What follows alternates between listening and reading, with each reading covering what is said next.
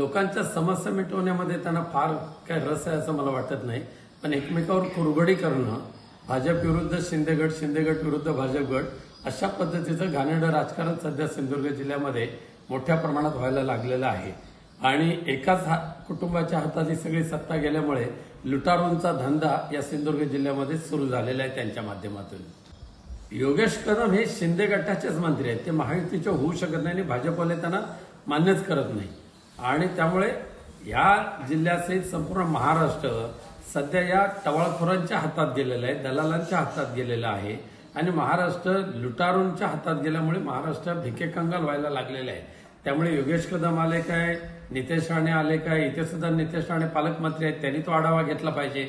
मग योगेश कदमना काय यावं लागतं, मग नितेश राणे सक्षम कार्यक्षम नाहीत असा त्याचा अर्थ होतो। नितेश राणेंचं फेल्युअरनेस त्यामुळे योगेश कदमांच्या दौऱ्याने सिद्ध झालेलं आहे।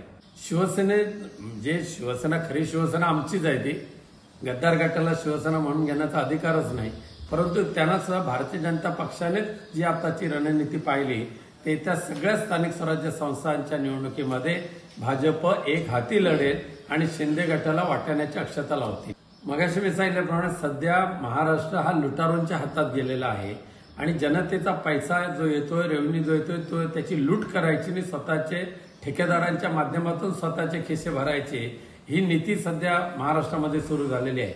एक तर बजेट पूर्णपणे कोलमडलेलं आहे आणि ते बजेट नसताना सुद्धा शक्तीपीठ सारखा महामार्ग जो अदानीसाठी आहे त्याला 86,000 कोटी म्हणजे 1,00,000 कोटीपेक्षा जास्त निधी खर्च करून तो रस्ता बनवण्यामध्ये सरकारची घाई चाललेली आहे। इथे अवकाळी पावसामध्ये शेतकऱ्यांना आधार द्यायला त्यांच्याकडे पैसा नाहीये, ठेकेदारांनी ज्यांनी कामं केलेले त्यांना पैसा मिळत नाहीये, पण तरी सुद्धा म्हणजे ऋण काढा पण सण साजरे करा अशा पद्धतीचे हा दुटप्पीपणा या महाराष्ट्रामध्ये सध्या चालू झालेला आहे। येणाऱ्या जिल्हा परिषद, पंचायत समिती, नगरपालिकेच्या निवडणुकीमध्ये शिवसेना उद्धव बाळासाहेब ठाकरे आणि इंडिया आघाडीचे जे घटक पक्ष आहेत आणि मनसे एकत्रित येऊन आम्ही लढू आणि चांगल्या पद्धतीने यश संपादन करू। ती जबाबदारी योगेश कदम तुमची आहे, म्हणून तर दुर्दैवाने तुमच्यासारखा कमकुवत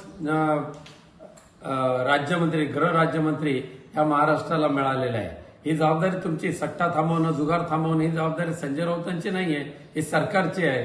आणि मग एवढा देशामध्ये एवढा उद्रेक असताना सुद्धा पाकिस्तान बरोबर क्रिकेट खेळण्याची हौस जी होती ती कशासाठी हौस भागवून घेतली त्याचा खुलासा करा योगेश कदम।